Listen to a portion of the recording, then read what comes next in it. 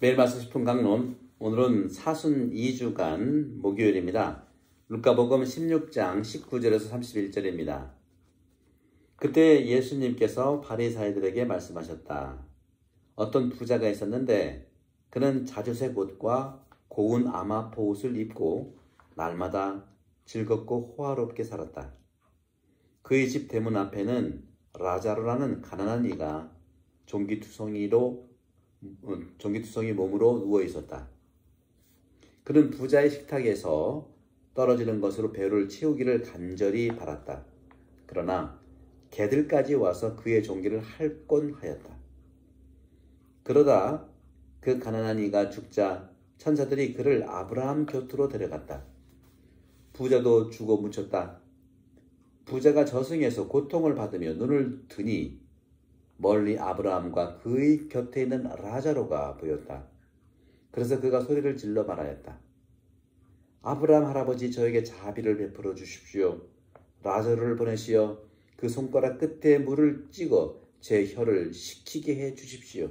제가 이 불길 속에서 고초를 겪고 있습니다.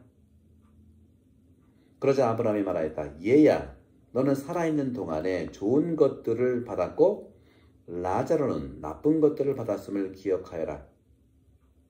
그래서 그는 이제 여기에서 위로를 받고 너는 고초를 겪는 것이다.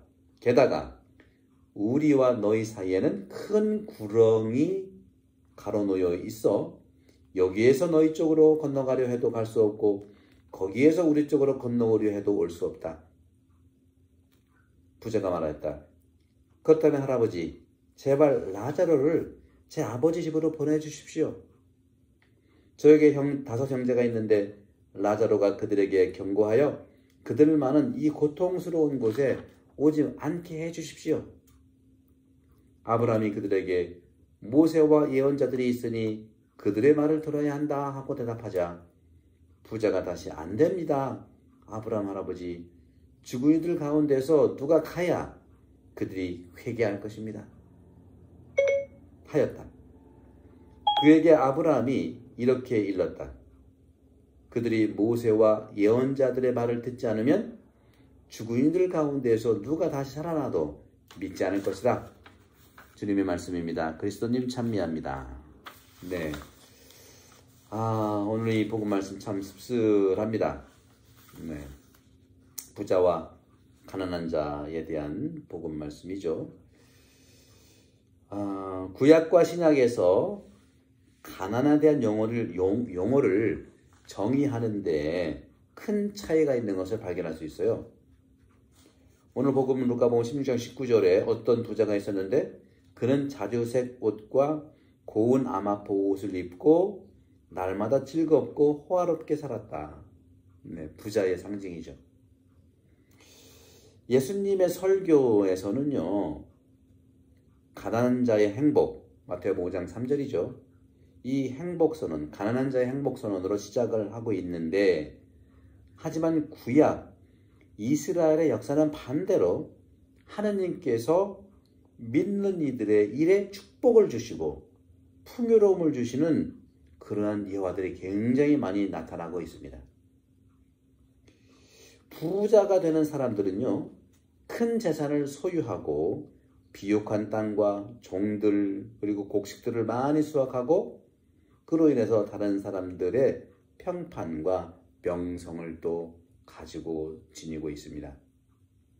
아브라함은 가축, 금, 은 이건 말할 것도 없이 많은 소유를 한 부자였고 창세기 13장 2절에 나오죠.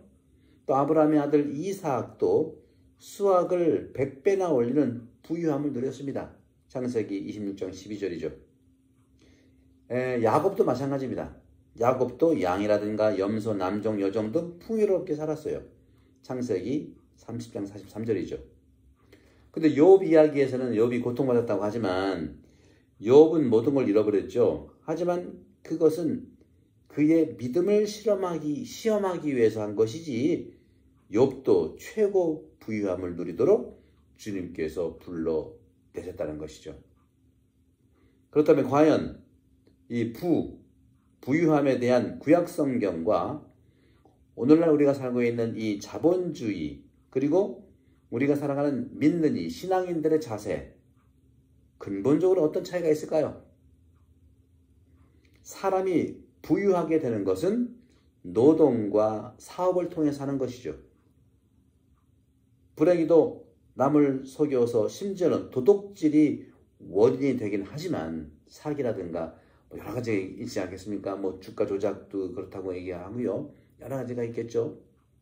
하지만 모든 부유함의 원천은 무엇보다 하느님의 강복이라는 것이죠. 이것이 구약 성경에서 말하고 있는 거예요. 이런 하느님의 축복과 강복 위에 인간의 노력이 바로 열매를 맺는 것이라는 것이죠. 그런데 성경은 계속 말합니다. 부자가 위험하다. 오늘 복음 보세요. 부자가 참 위험하다. 부자가 모두가 위험하다는 소리가 아니에요. 부자는 위험하다. 이렇게 얘기하죠.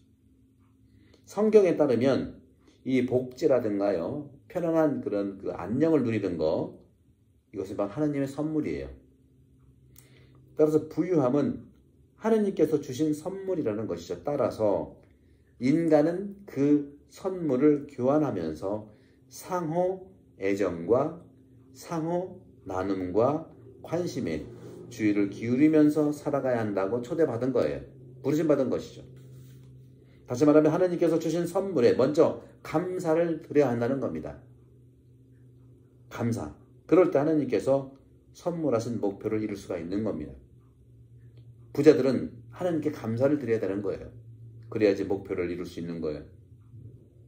하지만 불행하게도 현실에서는 정말 반대로 나타나는 것이 많아요.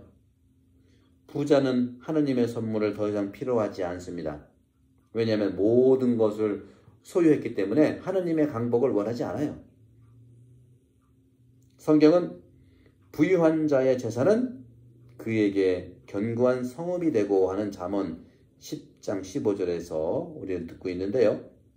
이 부자의 재산을 견고한 성체, 캐슬이죠. 그러죠. 성.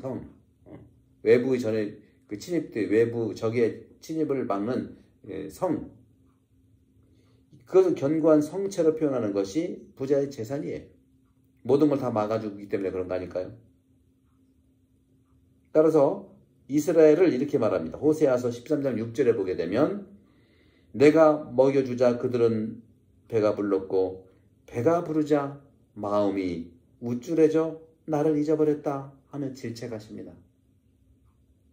부자는 그 재산이 자기 거로만 생각해서 하느님의 축복으로 생겼다는 것, 아니 자기의 부유함은 하느님의 강복이라는 것은 잊어버리고 이제 하느님을 찾지 않는 것이 되는 것이죠. 부유함이 문제가 아니라 하느님의 강복을 뿌리채 잊고 살아가는 것. 그래서 이제 그 강복에 감사하지 않고 오만함으로 의심 없는 죄를 짓게 하고 결국 모든 것을 잃어버리는 부자 라자로의 신세가 된다는 것. 아니, 부자 라자로가 아니죠. 부자가 된다는 이런, 그래서 지옥에 빠뜨려져서 거지였던 라자로를 보고서 물에 묻혀서 물방울이라도 좀 달라고 하는 것이고 자기 5 형제를 살리고 싶은 그런 마음은 있고요. 성경은 근본적으로 부유함을 반대하고 있지 않습니다. 그렇지 않습니다. 복지와 안녕, 풍요는 현실에서 살아가는 문제입니다.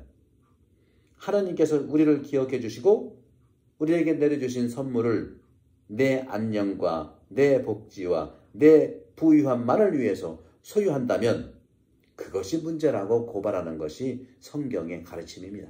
오늘 복음이 그런 거예요. 그러면 어떻게 할 것인가? 가난한 자를 위해서 사용할 의무를 성경은 말합니다. 따라서 바실로 성경도 마찬가지고요. 우리가 받은 축복과 재산은 내가 쓰는 것을 제외한 나머지는 모두가 가난한 자의 몫이라고 얘기를 하고 있는 거예요. 이것이 바로 우리 사회교리에서 가장 중요한 공동선을 얘기하고 있는 것이죠. 오늘 복음 루카복음 16장 20절에 이렇게 말합니다.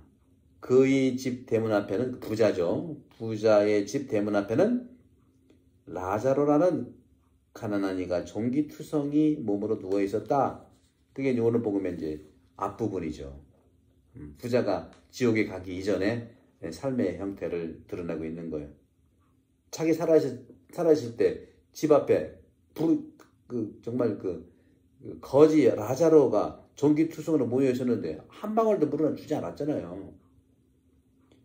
부자 곧 부유함이 만들어가는 위험은 매우 크고 영향력이 있다는 것을 신약성경의 많은 부분들에서 고발하고 있고 심지어 그것을 단죄하는 듯하는 말을 우리에게 던지고 있는 것입니다.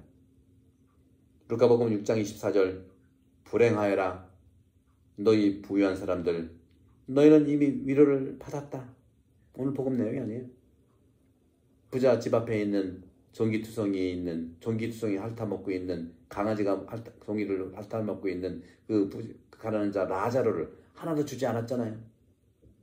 위로를 주지 않았잖아요. 부유함과 부자가 나쁜 것은 아니지만 문제는 라자로처럼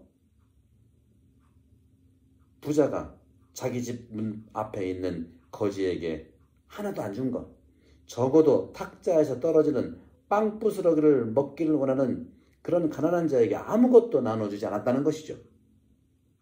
이렇게 부자는 가난한 자를 위해서 자비를 베풀어야 하는 책임을 가지고 있다. 이것이 사랑이에요. 오늘 주님의 메시지가 아주 강력합니다. 우리 모두 사순시기에 이 자선이라고 하는 것이 바로 그런 거라는 거죠. 가난 자체는 좋지 않은 악, 그것이 아닙니다. 하느님으로부터 가난한 자들은 배려되고 치료될 존재예요. 치료가 될 존재다. 사람들이 다른 가난한 자를 어떤 형태로든지 책임을 지고 사랑할 때 바로 그것이 엄청난 사랑의 사건으로 발생하게 될 것이라는 것이 오늘 이 사순 2주간 목요일에 부자의 집 앞에 라자로라는 가난한 이와의 관계에서 말씀드렸습니다. 여러분들 우리 사순 시기에 자선을 하면서 정말 내가 부자라고 생각하는 사람들이 있을 겁니다. 부자의 기준이 뭔지는 모르겠어요. 그러나 모두가 내가 나누지 않는 사람들이 부자예요.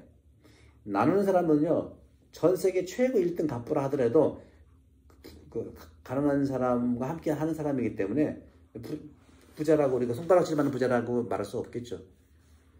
빌 게이츠도 그렇고 많은 사람들이 도네이션을 많이 하고 그렇지 않습니까? 빌 게이츠 예화가 있대요. 빌 게이츠는 재산 순위로 1등, 2등, 3등 하는데 한 번은 1등이었는데 한 3등으로 떨어졌대요. 그래서 기자가 물었대요. 어떻게 세계 그 부유함 속에서 1등이었는데 3등 떨어져서 소감이 어떻습니까? 그러니까 자기는 더 떨어지면 좋겠다는 거예요. 이것은 더 내가 도네이션을 하지 않았다는 증거래요. 도네이션을 많이 해가지고 자꾸 떨어져야 되는 자기 재산 목록이. 우리도 내가 할 수 있는 만큼 최선을 다하고 최선이 안 되면 차선을 다하고 하는 것이 중요하다는 말씀드리면서 올해 사순 시기에는 보다 많은 자선의 활동이 있었고 우리 본당에서도 이제 자선 저금통도 있지만 자선 도네이션을 여러분들이 내주시면 교구에 카톨릭 키어라든가 우리 빈첸시오라든가 이런데 빈자들을 위한 그런 곳에 도네이션을 하겠습니다. 여러분들 축복드리고 사순 시기 은혜롭게 되기를 강복합니다. 성부와 성령 하나님께서 여러분 모두를 강복합니다. 감사합니다.